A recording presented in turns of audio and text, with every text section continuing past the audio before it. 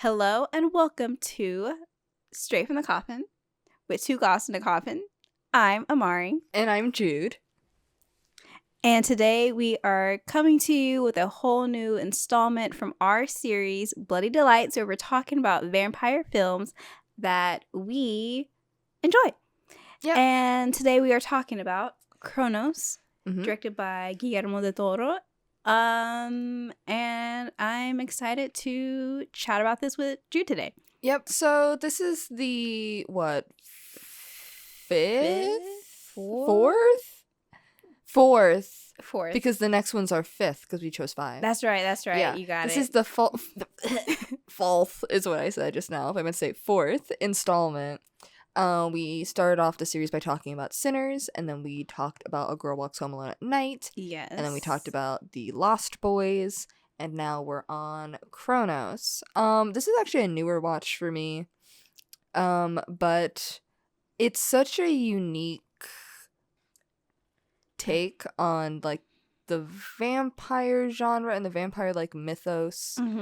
That I don't know. There's like, it feels to me like there's a lot in this movie to talk about. It's just very interesting to me. And then also like I think just interesting to talk about as like a Guillermo del Toro movie because you can kind of feel this is his first movie, so you can kind of feel like the beginnings of his style. You can kind of feel like the things that he likes to talk about and focus on, and also just like I don't know, interesting conversation about like an interesting metaphor for vampirism in here that I was like, let's dig into it. I think a lot of the movies that we've chose so far have kind of interesting takes on the vampire mythos. Like Sinners was really interesting in a way it handled that. A Girl Walks Home Alone at Night. And then we have like, The Lost Boys is just like it's classic. Yeah. But then you have Cronos, and we're gonna also talk about Ganja and Hess, which they both have like both of them have characters who get who are turned essentially by like some kind of like artifact from the past, which I think is interesting. Yeah, I also think there's an interesting like metaphor in both about like this artifact and like it's almost being representative of like colonialism or imperialism in some way, or like a very colonial mindset. Because like I guess I'll do like a brief summary for those like who haven't watched the movie Cronos, like the brief rundown is so it kind of starts with like this narration about this alchemist who like I don't know, a cajillion years ago like a couple in like I don't know, in some centuries past made this device that was supposed to like grant eternal life, and but there was like this like high cost. So then it kind of brings us to the start of the story where it follows Jesus Grease. He runs this antique store and has a very close relationship with his granddaughter who's around, and then he gets this mysterious statue that has roaches coming out of it. In it. That was disgusting, by the way. Yeah. Yeah, very gross. They just kept coming too. I was like, yeah, I remember when I first watched it, like I am not a fan of roaches. Who is? But yeah, I know you're like absolutely. Yeah, not the first Guillermo del Toro movie. I won't watch Mimic for the. I haven't seen that one. I literally all I know about it is it's a giant roach. Oh. And I'm like, I won't watch it. A giant roach? Like, it's about a giant roach? I believe so. Oh. Yeah. Okay. So I can't deal with that. Anyway. So while they're like looking inside, because like it's got like a hollow base. What's this thing with bugs? I don't know. That's another thing I noticed when like I was watching it as someone who's seen like a good amount of his other movies. And then also, if you even look to Frankenstein, you got Elizabeth as well, who's like super, interested in bugs. I'm like, and I'm sure there's probably something else. Yeah. So now I'm like curious, like, what's his deal with them? I think it's a lot of his work dealing with like abjection and like finding beauty or finding worth in things that are often like spurned. You know, So I can see that, especially since Frankenstein was such, not to talk about Frankenstein quite yet, it's but inevitable. like We're talking about Guillermo del Toro. Yeah. when that was such like a very personal Mhm. film, and then like Elizabeth is like this character who feels exactly that about like these little tiny creatures, even they have like worth and are beautiful. So yeah, I can see that. That's a thought that I hadn't really thought about until just now. Yeah, and then like when Aurora, the granddaughter, was like killing all the bugs, and then the grandfather, Jesus, is like, um, kind of chides her about it a little bit. Like, and I do think that's a little bit significant. The fact that like even though these are bugs, even though these are like pests, he's still like they deserve to live too. Shows like demonstrates the preciousness of life. I do think, and also I think that's an important trait for the character to have, like the main character to be like this extremely compassionate person, considering what he's then asked to do, like after he becomes a vampire. But like, anyway, so like he gets this, while he opens it up, he finds this device, and he gets, while he's like fiddling with it like an idiot. I honestly, I'm sorry, that pissed me off. I was like, what are you doing? Like, Yeah, with your bare hands touching this device that you don't know what it does. You don't know what it does. You don't know what it's gonna do. Yeah. Like, please, like, let's use some common sense. But whatever. Yeah, he gets stabbed pretty badly, and then it's like, fuck this thing. But also kind of realizes that there's something like special about it. So he kind of puts it off to the side, and anyway, I think news of the angel statue in his house reaches this guy, Angel de la Guardia, played by Ron Perlman, which made me laugh because I didn't know he was in the movie, even though I should have guessed because it's a Guillermo del Toro. It's an early Guillermo del Toro movie. It was still a surprise though. I was just like, hello? And then it like, especially because he starts off speaking Spanish, and for a split second I was like, is Ron Perlman gonna speak Spanish this whole movie? And he quickly drops it and doesn't speak Spanish the whole movie. But anyway, like, so it's revealed that like in this like scene that I think is really cool, when he enters into his uncle's like I guess chambers is what we can call it, where it's completely sterile, and in these bags you have these angel statues hanging from hooks, almost like meat in a butcher shop, like you have them hanging. And you know, he tells him, basically, we found another one. It's kind of implied that like he's been hunting him down for a long time. Yeah. And so he sends his abrasive nephew to go pick it up. To go pick up his package. He goes, he gets the statue, he has this whole conversation. They introduce like an interesting character trait about him, which is he is very fixated on getting a nose job. Yeah. And then he takes the statue and he leaves, but they reveal that the grandfather did not give him the little device. He took that. He kept that out of the statue. He did not put that back in. Yeah. So then he goes home and becomes incredibly itchy. Well, even before that, he goes to his wife. That's his wife. That's his wife. And is like, my hands, I'm bleeding.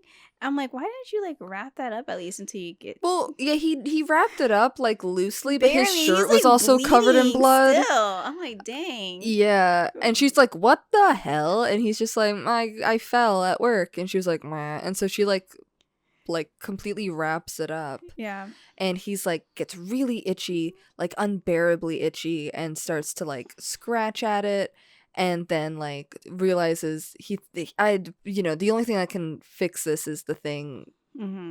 Because she mentions that it looks like a stinger, like what was stuck in his hand, because it's like, I guess I fell on some metal shavings.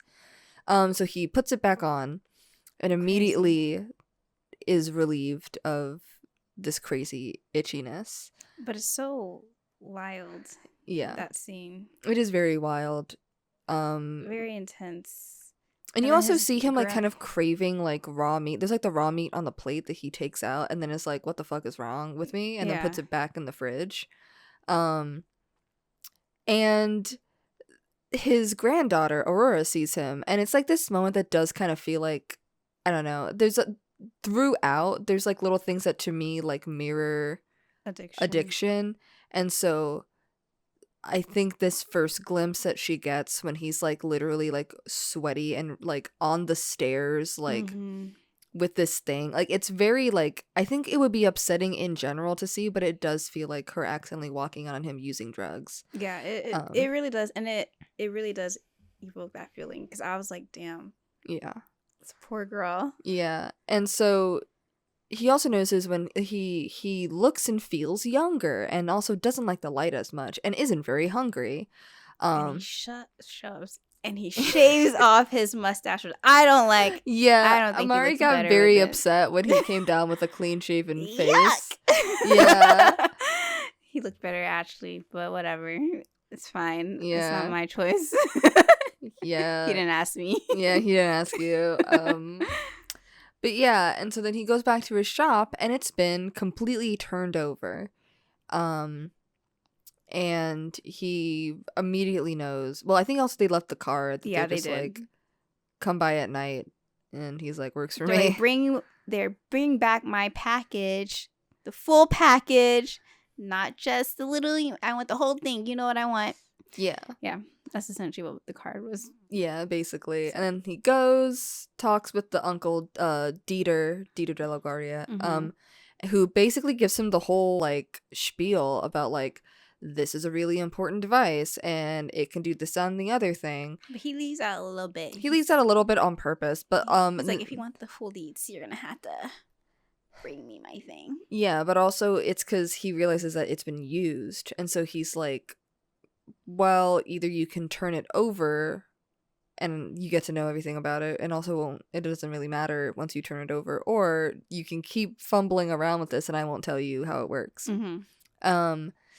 And like Dieter de la Guardia like is terminally ill, and he's trying to not die, and is kind of desperate to not die, and so he's been like hunting down this device for a while, and he's like desperate to not die, and I think it's really interesting how he's kind of already like removed himself from like the world of like life, and he lives in like this sterile like environment that only his like nephew is really allowed to go into. He eats pills, he doesn't eat food anymore, like he's gone through so many surgeries where he's gotten different parts of his like his organs removed, right, like to kind of increase his longevity, and it's like the ways in which he's like cutting away parts of himself to live longer, I think mirror also like his nephew's like striving for surgical perfection. Like there's just something really interesting happening there in regards to like the almost disdain for the natural. Yeah. So he wants this thing, Jesus like kind of fakes him out where he gives him a box and he opens it. It's just two locks taped together. At first I really thought he was about to give it to me. I was like, come on, don't do it. But yeah. and then, you know, he embarks on this little journey with this device called the Cronos device. I don't know that we ever said the name. I don't think we did. Well, that's why I think in this scene you do learn it's called the Cronos device, so it was perfectly timed. There we go. Yeah. We were waiting for the thematically relevant time to reveal what it's called. And like we were talking a little bit about it, how we find the name Cronos really interesting, right? Because like, you know, it refers to time, like chronological, but it also like, to me, like I was thinking of like the Titan Cronos who ate his children. And later on, yeah, as you continue through the movie and you get towards the end, Jesus nearly, this is like at the very end, by the way, but he like nearly eats, drinks from his granddaughter, and he's like, no, we actually, but I also think like in a way like the having to consume others to extend your own life, like in order to make the thing work you have to drink blood, which you learn a little later, but like so I don't know, I think that's really interesting, like this idea of like in order to keep the machine going you have to sacrifice people to it, to extend your own time. You have to cut off other people's. So then continuing with like the addiction metaphor though, when he comes back he is looking for the actual device and he can't find it, and it's because Aurora hid it. She's like, I've seen this. Yeah. And he talks about like his son, her father, like learning that cigarettes can give you cancer, and then taking his cigarettes and flushing them down the toilet. Right. And how Aurora's kind of doing something similar. And it's Right. he's like, I know you're doing it out of care, which I really appreciate. But you know, he's like, I can handle it. Can you though? Yeah. Can you though? Because things get crazy. And then there's a New Year's party. This is where things get, you know, he finally reaches a point where he's definitely, he says that he can handle it. He clearly can't handle it. Yeah, they're running late because he needs to get a quick hit of the device before they go out. Right. And then when they're actually out, he notices a guy who has a nosebleed.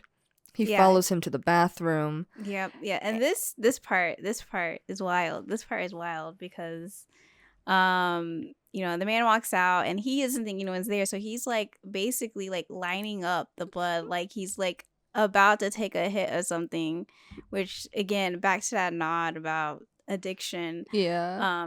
You know, doing a quick line in the bathroom before you go back to the party. Exactly. It was, you know, an exact mirror. But then another guy was actually still in the bathroom, and so he comes out of the stall, and he's like, "Oh, this is also crazy already," because the guy just like wipes the blood off the counter with his bare hands. I'm like, everybody in this movie is driving me crazy. But then he walks out, and I'm just like, first of all, you're also nasty. But then Jesus, he sees the blood. He sees the blood on the floor. He's like, well, I'm not gonna let it go to waste. And he like kneels down and starts licking the blood off of a public bathroom floor. I'm like, I can't do this anymore. But it's that like desperation. Yeah, it's like it's like need at this point. And but then it leads to him getting like roughed up by Angel, who thinks he kills him basically. Also Angel learns what the device does because he didn't know that it was gonna make his uncle live longer, and he's like, fuck. He's like, that's the last thing I want. Because like their relationship, I don't think it's very talk bad. about it. We didn't really talk about it. Their relationship is very unhealthy, and like it's a direct opposite from what Jesus and Aurora's relationship looked like, where it's very loving, and even with this like going on in the background, this new addiction to blood that he's like fighting against, their relationship stays very like wholesome and sweet. But Angel and, or they say Angel or Angel? I've switched between them. I think he's called Angel for the most part. Oh. Okay. But I said Angel. Like, okay. At the beginning. Yeah, him and his uncle, they don't have a great relationship. His uncle is pretty abusive, to be honest. Yeah, he like whacks him and hits him I'm like, a lot. okay. And like the first interaction they have is Angel handing him the updated version of his will and being like, "Can you go ahead and sign this for me?" Like he's counting the minutes. He's like, I need you gone. Yeah. So he learns that that's probably the reason why the uncle doesn't even tell him what this machine is. Because he's like, well, he won't get it from me if I tell him. It's not funny, but it's kind of fun. Yeah. But yeah, and so then he like fucks up Jesus and then like thinks he killed him, and so he like puts him in a car, pushes the car off a cliff. It's a whole thing. And then we get the funny coroner bit where they're like oh yeah, doing his like funeral makeup, and it's like fucked up, and he's like, I'm an artist. Horrible. I'm like, no, you're also, fucking not. This person pointed out his red medical gloves and Victor's red medical gloves in Frankenstein. Crazy. And I'm like, that's kind of fun. Well, because I also, and I actually don't, I think the doctors in Dead Ringers wore blue gloves but with a red scrubs, but I don't know. I see red like that in a medical context, and I was like, dead ringers? But I was like, no, it's probably just something rattling around Guillermo del Toro's mind. He's like, let's do this again. Yeah, he's like, here's some like recurring motifs you'll notice in my work. So And there's quite a few of them that there's start here. There's quite a few. I even think like what we see later, like the full like the marble vampire form does kind of look like Frankenstein. It does. I thought that too. I was like, where do I recognize this look from? It looks like Frankenstein. It looks like the creature. It looks like the creature fully. Because I remember thinking that, because I watched it before the Frankenstein movie came out, and I remember thinking like, well, I know where he started with this makeup, but also Guillermo del Toro used to do special effects makeup. Oh, I didn't. Like himself? Yeah. Oh, I didn't know that. Yeah, I remember hearing this a long time ago. And so you can kind of see his style. Yeah. when it comes to the special effects of all of his movies. Yeah. And probably his love for it. Yeah. And why everything needs to feel so tactical. Mm-hmm. Like he's always like, I made a model. He's like, I want to touch it. I want to hold it. Right. But yeah, I definitely thought of that. That is so interesting. He's really Guillermo del Toro is just like, let me do it again. Let's do it again. Let's run it one more time. I think about like there's like this I forget who was talking about it or like what it was about, that it was like a lot of times when an artist is like stuck on something, or like a lot of times artists will get stuck on ideas and you can kind of see them circling it in a lot of their work. And I think leading up to him making Frankenstein, which was the movie he like always wanted to make, you can feel all of the ideas for Frankenstein rattling around like before that point. And I keep saying rattling around because like unfortunately when I think visually, so I'm just imagining like this what am I like, what's the image like when you are throwing out on like a roulette wheel, like the marble just kind of spinning around until it eventually settles. That's what all I can think of in my brain. Yeah, he's really kind of built up to this to Frankenstein. Really, you can see it, and it started here like with the angel statue, the archangel statue. Yeah, the statue in the movie, I was like, this looks so much like the statue he eventually the marble uses. Skin, the red gloves, a lot of there's the bugs. Yeah. I even think like with these different conversations about like intergenerational relationships, that's definitely a theme he circled back to. Yeah, definitely. I remember thinking that too, that I was like, this being like his first feature film, I could kind of see like the ways that other things are set up later on with like his other movies. Yeah, and also so from there, we get that like iconic every vampire has a burial, and then they have to like ditch their own funeral. Yeah. Which is kind of fun. So he's running out of there, but he's like all nasty and like rotten. Yeah. And so he immediately goes to like Aurora, who like hides him in like her little chest, like her. Well, he makes a phone call first. He tries to call. Oh, he tries to call, but his wife is like, up. It's like, what the fuck? Yeah, she thinks someone's pranking her, which is such a mean prank. Yeah, that would be. And then he goes and then like decides to write her like one last letter, but like he's really struggling. Like he's kind of like a reanimated corpse. And more Frankenstein stuff. Well, then like not like the swoove. I'm gonna end it all. The smooth, suave, like vampire type thing. They're like, it's very like, there's something very like nasty about like how Guillermo del Toro has like conceptualized the vampire, which is I jokingly kept thinking like his version is like, what if a vampire was kind of a nasty bug? Yeah.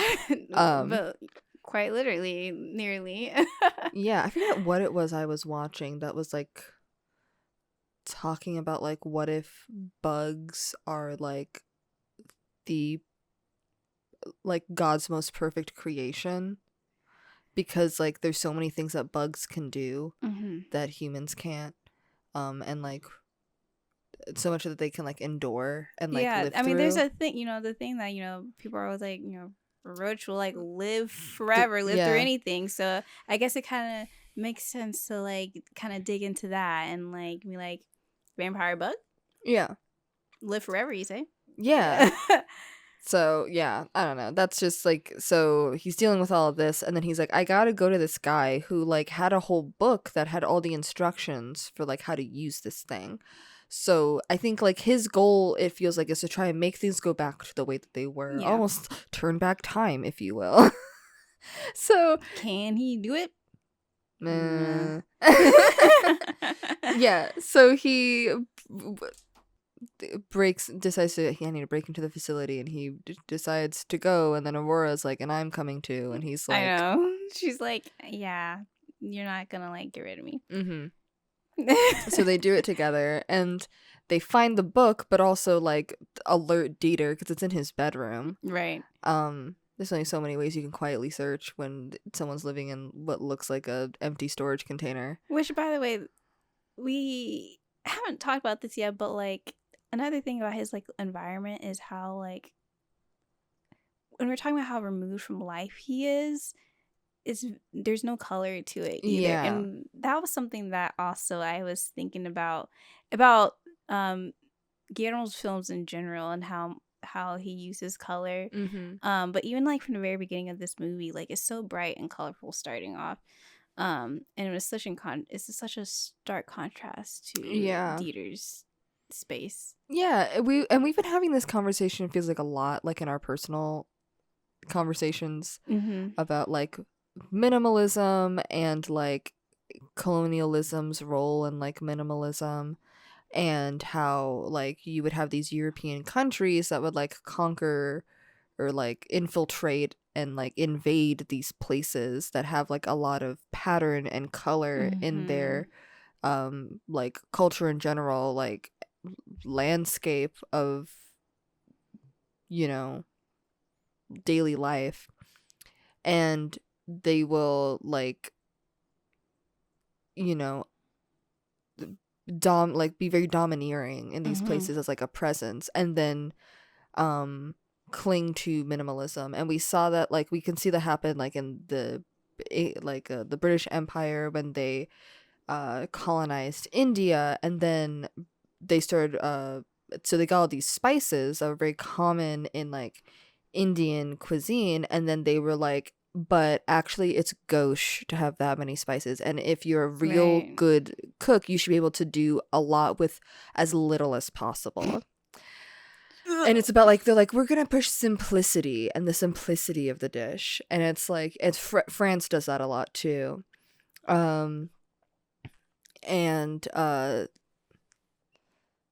the same goes with like textiles, where like a lot of like Indian textiles are very colorful or have a lot of patterns, and then having a lot of patterns is seen as tacky or gauche or low class. And minimalism and being clean and like also means not having a lot of color. Yeah, I think that's why, not to get off topic a little bit, I think that's why as a black alternative person, I wear a lot of black, but I still love color, and I still love to add bits of color. I feel like it's just staying in tune to like my culture and the things that we value while still like enjoying the alternative space that I sit inside. So yeah. But yeah, for sure. And like, I think we also had this conversation recently with a friend of ours that's like, a lot of early goth stuff did still have a lot of color. Exactly. People act like you gotta like. Yeah. I'm like, let's take it back to the 80s. Let's rewind, actually. Yeah. Let's take a look. But yeah. So yeah, they're in like the space, like I do think this is a really worthwhile conversation though in general. Yeah. Like especially like with I might say I make I keep whacking this goddamn table. in relation to like this particular story, for Mm-hmm. sure. But yeah, so they're in this space. They wake up the guy, and he's like, it's a whole back and forth. Because like Jesus is like, I don't know how to use this thing, and also look at how gross I look right now. Yeah. And he's like, well, just peel the skin off. And he's like, do the what? And he like just starts pulling his skin I know, off. kind of wild, but yeah. And like that's when we see like revealed marbled underneath is like skin. this marble skin that they like had referenced at the very beginning of the movie, that when they found the alchemist, they were like, with his marble white skin. Mm-hmm. And it's like, it's odd, like it's a weird like look. And I think it solidifies for Jesus is that like he can't go back, because now that he has this new, like, of course he couldn't go back when he was all rotten and nasty, but now he can't go back either way, because he looks still like, he doesn't look like a person. Completely new thing. Yeah. Now, and I think Dieter even says something like that. I forgot the wording he exactly uses, but something about, I can't remember. Goddamn. Yeah. But yeah, like he's not human anymore. Yeah, he's become completely something else. And I do think it's very interesting, like this, in like the conversation of like the vampire genre, of like the ways in which vampires are marked as other. Mm-hmm. And it's like, there's no way he can live with people anymore. He has to become someone who skulks in the shadows and like can't be out in like up and about with people anymore. Mm-hmm. In like the most like literal immediate way. Which, that's another Guillermo del Toro theme that he loves to explore, of like the outsider and Right. like those who are spurned by society. Which I also goes with like objection, and also I think like our attitudes towards insects. Right. So I think that's really interesting too, for sure. And then also he kind of reveals to him, he's like, you gotta drink blood to make this thing go. He's like, that's what you're missing. Yeah, the crucial thing you're missing is blood. And he's like, what? But he kind of knows, because he's been craving it. But he's trying to resist that. Yeah, resist it. Classic vampire. I personally love when a vampire is a little resistant. Like, don't just if you're giving in right away, then I'm like, I'm a little suspicious. Well, my daughter Claudia. Well, immediately she's like, different. Yeah. She's built different. She's built different. She's special. Mm-hmm. But yeah, so fighting for Louis rights as well. Fighting for Louis rights. Well, but yeah, and then Aurora, much like she smashed those roaches, whacked Dieter across the head. Out of this man. She's like, whack. Because like Dieter and Jesus get into like a physical altercation. He's gonna like kill him. He's trying to like stab him. He's like, how could because he was like, how. He's like, there's a solution to this. Yeah. And he's like, oh, like, okay, you're gonna give me the solution? Fine. And he's like, yeah, I'm gonna kill you. Yeah. Basically. And so then she just starts she whacks him with his cane. He like dies. I know, it was actually kind of crazy. Yeah. And then immediately, she has a hard ass swing. Yeah. Like, she should work. She should like be in the major leagues. Yeah. Yeah. So he goes over and he like starts biting him and drinking his blood. And also this whole time, like, Angel's on his way up, and when he comes up, he actually realizes that his uncle's not dead. He's almost dead, and he's just like, let me just help you along there, and like crushes his windpipe. Yeah, I know, that was. And then decides to go after Jesus and Aurora. They have this whole big, which I'm like, dang, to be honest, they helped you get rid of your uncle, so why are you so pissed? I think it leaves a loose thread that he doesn't They don't give a fuck about that man. Like, come on. No, but they give a fuck about him, considering that he well, I think also for him, like, he tried to kill Jesus, and like, okay, perhaps, but it's not like they're gonna go to the police. Like, he's literally a vampire. But that also means that they can get revenge on him. That's true. And come after him. That's valid. I think there's like this assumption, I think with violent people, that other people will immediately react with violence. That's true. Back at them. So, he decides, like, I think if he was in this position, he would kill them immediately if he knew. Yeah. Especially if he has like, you know, if he's a vampire now. So he goes after them. It's this whole big altercation. They fall off this sign. Angel dies, and Jesus lives, obviously because he's a vampire. Right. But this is the moment. This is the moment where he then looks at Aurora and he's like, I could kill her and help heal up some of these wounds I got. And like feels this like urge an impulse to kill his granddaughter. Right. You see him for a moment. Yeah. He does start to like creep towards her. And like I think in that moment is like, even if he does resist like this moment, he's like, I am a person who now craves like this sort of violence, and I like will need to do this forever in order to live. Right. And am I even really living anymore? Like you can feel this like wrestling in this moment where he decides to then take the device and destroy it. Right. Which will kill him too. Because he already learned that from Dieter. That if he destroys the device, he also dies. Right.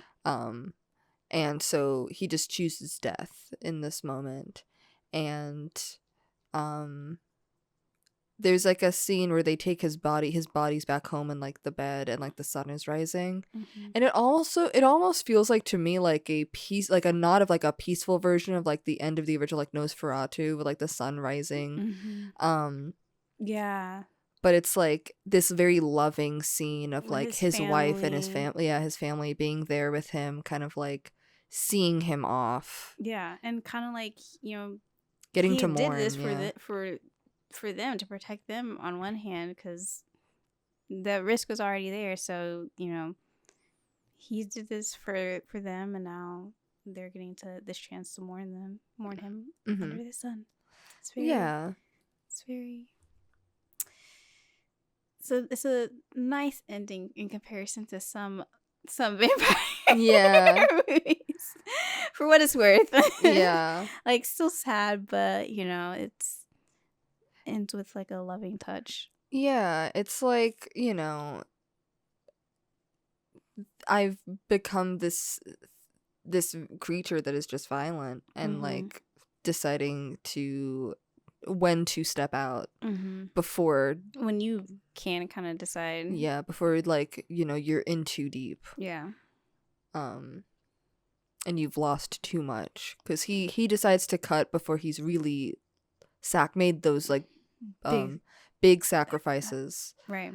And I do think that's a really, like, him putting his family above himself, I think, in comparison to the De La Guardias, who are putting themselves above everyone else. Exactly. Including each other, yeah. 100%. Yeah. Yeah, it's that contrast. And I think, like, you know, as we're talking about, like, him choosing to take care of his family, and, like, I think, like, he has a much more,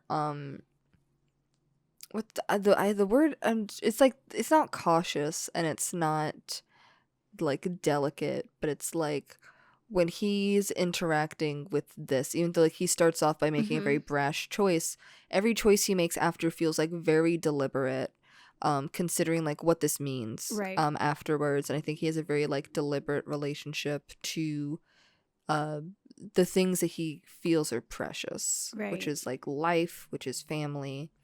I also think in a way is also time. And so the fact that he's an antiques dealer who like takes care of these objects that are from the past, these like one of a kind unique items, I do think is a very interesting touch for this movie that is about like time and is about like generations. It really shows his character and how it carries out throughout the rest of the movie. Yeah. And I remember I was saying, I was like, I have a half-baked idea about like just time contained in the movie because of the intergenerational relationships. But so I could think of when I was just like, oh, I think it's interesting that we have like a child interact whose closest relationship is with an old man, her grandfather, and so there's this relationship with time here of like young and old, and then we do have like young and old with the De La Guardias, but it's a lot more fraught. and then they're all interacting with each other, so it's just like all these intergenerational relationships and all these different relationships to time. And like then like I feel like both Dieter and Jesus have complicated relationships about like the amount of time they have left, Yeah, because like they're both the older ones in their intergenerational relationships. And Jesus, he is excited when he first peeks that he's like, that he's a little bit younger, but I also think that like unlike Dieter, he's not as afraid of death and the end of his time, whereas Dieter is very scared of the prospect of dying, something that everyone will do and will come in time no matter what. I think like the fact that we start with the alchemist who lived for centuries dying, like it doesn't, you can delay death, but I don't think you can ever escape death. And so it's just kind of like a band-aid. I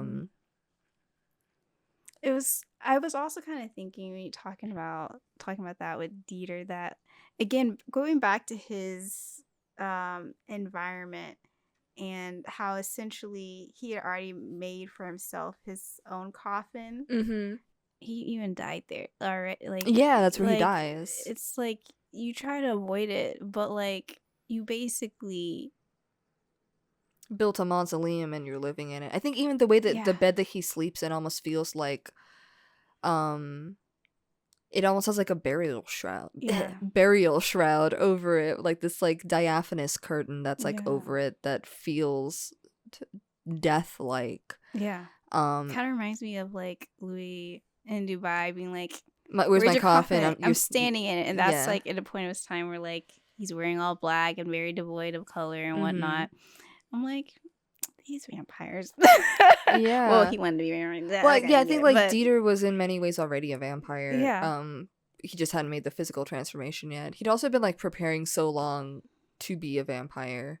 I think he just has a vampiric, parasitic he's mindset. Not worried about who he harms or like very fine with like sucking others dry already without doing it physically. So and I think like also like making the vampirism like revolve around like insects also like adds that just like direct parallel with like it's parasitic. Being a vampire is inherently parasitic by making it like something that is powered by an insect, and you kind of become insectoid more than you become like. And that's kind of how his relationship with his nephews, like their relationship is very, very parasitic. So there's all these little layers, as when you stop and think. No, there's all these layers. I'm just like, oh wow, because we didn't talk about some of these things. No, it's just like kind of coming out as we're talking, as happens. I love that. So, but yeah, that was our very like free form conversation about Cronos. It's it's a movie that's in the Criterion Collection. I was like, it's a good movie. I'm like, definitely check it out. Especially if you like Guillermo del Toro and you like his work, but you haven't watched his first. I think you'll probably check it out. Yeah. You'll be able to catch all the different threads and be like, oh. I also think aesthetically, I felt it was very similar to Devil's Backbone. Oh yeah. I heard that when I was kind of doing a little research. I was like, okay. Yeah, I felt that. I was like, oh yeah. I was like, oh, I can feel it. Very Devil's Backbone and the aesthetics of it. Which I also think the ghost makeup in that. 1 second, let me fact check myself. I also felt like there was a through line with the makeup for the ghost in Devil's Backbone. I can see it. With the makeup here and then the makeup in Frankenstein. Yeah. I can see it. Once again. Well, building up to it. Yep. And that he did. Yeah. But yeah, anyway. That's kind of what we have for today. Coming up next, our last one in this series, we're going to be talking about Ganja and Hess. I kind of already mentioned it a little bit earlier. Yes. But I'm ready to watch this one once again and dig into it. So I'm super excited. That's going to be coming out in February. And then after that, I think we've mentioned before that we're going to do a cute little series. By cute, I mean, I don't know how cute it's gonna be because we're gonna be talking about things that we hate, movies that we hate. We're gonna go in. Yes, I'm actually kind of excited for this. I mean, Love to be a hater. I love to be a hater, but also like I like to explain myself about like why I don't like something. Because trust me that when I say I don't like something, I've thought a lot about why I don't like it. Yeah. And They if I have the hate essay something, it's ready. more than me just being like, it wasn't for me. It's like, I think that it failed to execute X, Y, and Z of what I felt like it was trying to do. So, you know, hating, but Hating is an art. And a lot of people hate shallowly and incorrectly, in my opinion. And I think there's something it is a good skill to have to be able to understand why you dislike something and then explain and articulate why you don't like something. right. And it's a worthwhile endeavor. So we're gonna do that. Yeah. We're gonna do that. It's gonna be fun. So stay tuned. Thank you for joining us with this discussion. Yep. It was a lot of fun. You know, subscribe to us, follow us, chat with us whenever you want. Mm-hmm.